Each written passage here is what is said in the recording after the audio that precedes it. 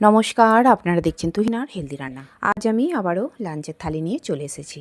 সবার প্রথমে দিয়ে দিলাম অল্প পরিমাণে নুন আর দিয়ে দিলাম পাতিলেবু এক টুকরো। এরপর একটা ছোট্ট বাটি মাপের এক বাটি ভাত দিয়ে দিলাম আর তার উপরে দিয়ে দিলাম একটা পাকা লঙ্কা। এরপর আমি বড়ি ভাজা করেছিলাম সেটাই প্রথম পাতে দিয়ে দিলাম। আর এই বড়ি ভাজা খেতে আমার মেয়ে খুব ভালোবাসে। আর এরপর দিয়ে দিলাম খ্যাঁকশা ভাজা, আলু ভাজা।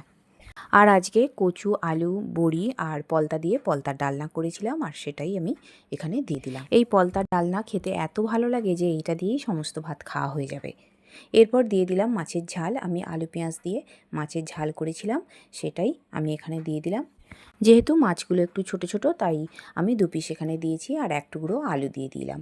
এরপর দিয়ে দিলাম ডাল। আজকে আমি মুসুর ডাল করেছিলাম আর সেটাই দিয়ে দিলাম। আর এরপর শেষ পাতে দিলাম টক দই।